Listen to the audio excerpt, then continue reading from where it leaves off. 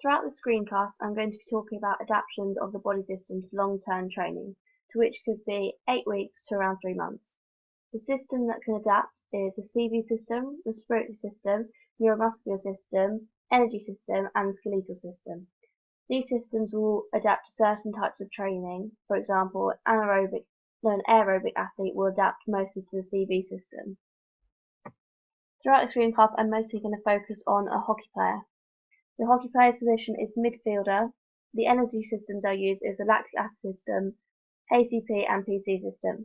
So the ATP will be used for the first 10 seconds, and when resting, ATP will be replenished.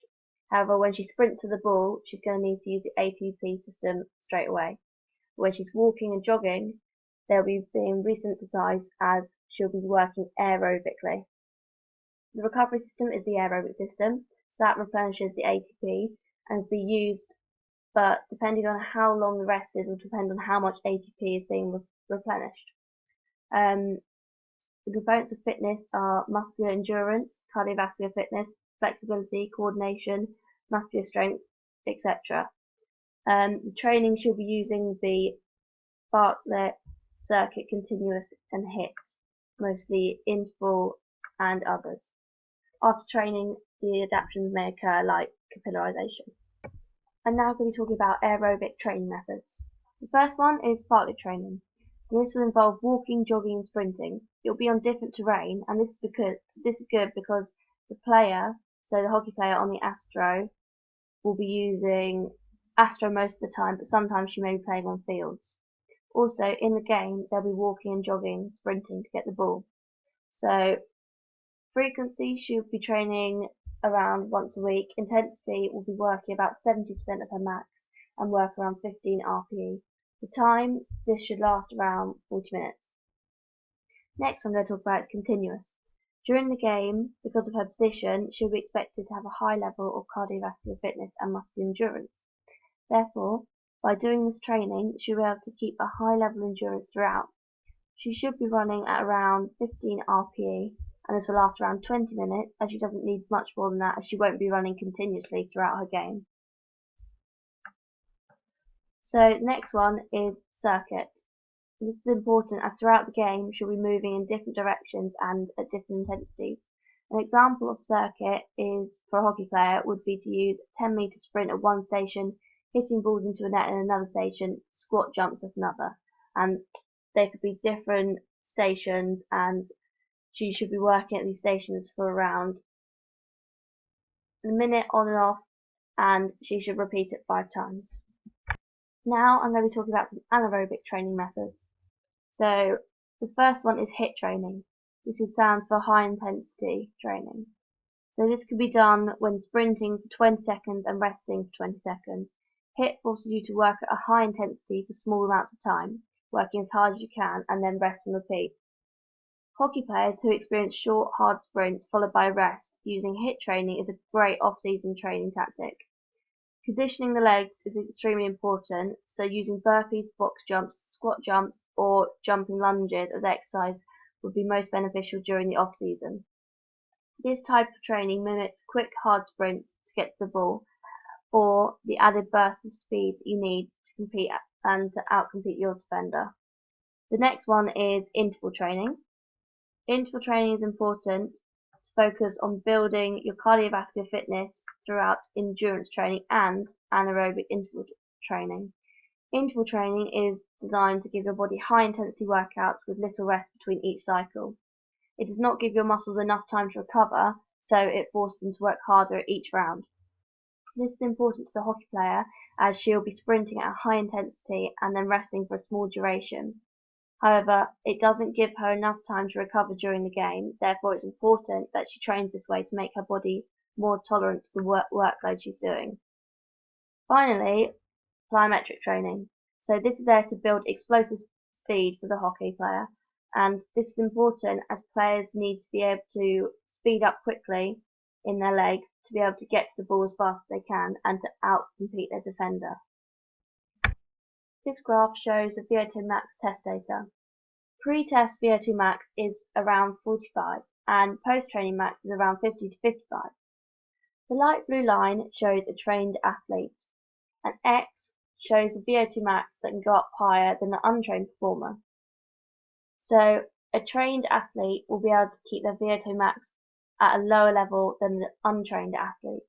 So overall, the trained athlete is more economical as they use less oxygen, but they're able to work longer and harder. Next, I'm going to be talking about the cardiovascular system. This will help performers that are running long distances because it's important that they receive the blood needed for them to carry on exercising. Moreover, they will have bigger cardiac output, therefore a bigger EDV, which is all linked in Starling's law. So therefore they'll have a lower stroke volume at rest. This will be beneficial to long distance runners. Firstly, we're going to be looking at anaerobic cardiovascular adaptations.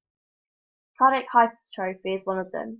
Cardiac hypertrophy is a thickening of the heart muscle, which is the myocardium, which results in the decrease in size of the chamber of the heart, including the left and right ventricles. This means that the left ventricle becomes stronger, and therefore it can push out more blood through in one single contraction. Therefore, the body will receive more oxygen. So when playing hockey, it's important that you're receiving lots of oxygen all the time, so your body is being able to work constantly. Stroke volume and heart rate. The heart rate will then be able to go down because there'll be more blood pushed out in one single contraction, which is stroke volume, and therefore the heart isn't having to work as hard, so therefore your heart rate will decrease. Stroke volume is the amount of blood that's being pushed out in one single contraction, and if the wall is thicker, then more blood can be pushed out in one contraction. This also means that the heart rate will decrease as the heart doesn't have to work as hard. There will also be increased blood volume. Blood volume is the volume of blood, both red blood cells and plasma, in the circulatory system of an individual. So having more red blood cells means that you can carry more hemoglobin, which means there's more oxygen attached to this hemoglobin. So in all, it means there's more oxygen circulating around your body, being available for the working muscles. Next, there will be a decrease in resting heart rate. So this links in with stroke volume. As more blood is being pushed out in one single contraction, the heart doesn't have to work as hard because the body is getting more blood. And for a hockey player, it's important the muscles can keep working. Also, you have a bigger cardiac output and heart rate range. This means that the fitter the person is will have a bigger range from their resting to their maximum.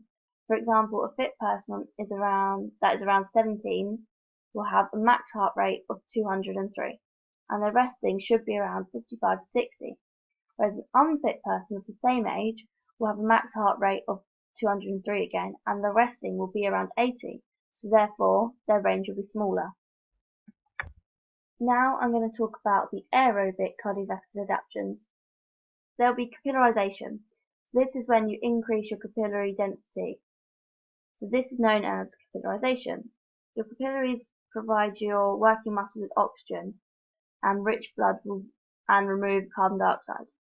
Your capillary density will increase by 5 to 20% when you exercise regularly. Having better capillarization will mean that more diffusion can occur, so more oxygen will get into the cells, and the waste will be removed from the cells quicker. This is important because there'll be more blood coming in through your capillaries and being diffused out of your capillaries, so all the blood richness will go out. And also it's important that there's an efficient removal of carbon dioxide and waste products. Once again, there'll be cardiac hypertrophy, which is the same as before, and there'll be increased stroke volume, so more blood will be pushed out the heart in one single contraction. So also you'll hear what's called athlete's heart. So the concept that cardiovascular system of trained athlete differs structurally and functionally from others in the normal general population.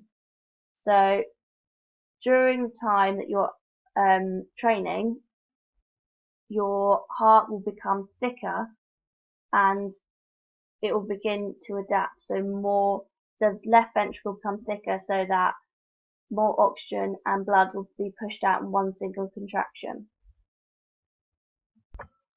Finally, there'll be a reduction in blood viscosity. So this is the thickness of the blood. Too thick and then blood doesn't run around the body as quickly. So if it's too thick, it's harder to go around the body. So if it's thinner, that means there'll be more plasma in there and it'll be more watery, but it will flow around your body quicker, which means that more oxygen will be delivered to your working muscles. This shows a VO2 max test heart rate data range. As you can see from the dark blue line, that's an untrained athlete, and the light blue line is a trained athlete. So the trained athlete's heart rate will start lower because they would have trained and gone through cardiac hypertrophy. This means that more blood is being pushed out, therefore the heart doesn't have to work as hard. Also, there'll be a bigger range. As you start lower, you'll be able to go up to your max from there. Also, an untrained athlete won't be able to work as hard for as long, whereas a trained athlete, they'll be able to work as hard as they can for as long as they can. Now, moving on to the respiratory system. The respiratory system will adapt to long-term exercise. So there'll be an increase in ventilation, respiratory muscles will strengthen, and there'll be capillarization. As you can see from this graph, there's a slight increase in total lung capacity and vital capacity. There's also a slight decrease in the residual lung volume. Moreover, there's an increase in tidal volume at maximal exercise levels and increased pulmonary ventilation at maximal exercise levels too. Increased pulmonary diffusion during maximal exercise. So this could be increased circulation and increased ventilation from more alveoli involved during maximal exercise. Alveoli is where gas exchange happens and where diffusion takes place.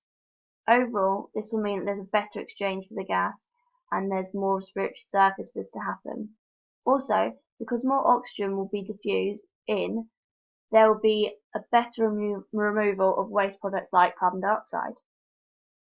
Moreover, being fitter will result in efficiency of respiratory muscles. For example, when you breathe in, your intercostal muscles help you. Therefore, if they're stronger, you'll be able to have more air in and force more air out. Being fitter in the respiratory system will help reduce the risk of respiratory diseases. Also, being fitter will help people with asthma.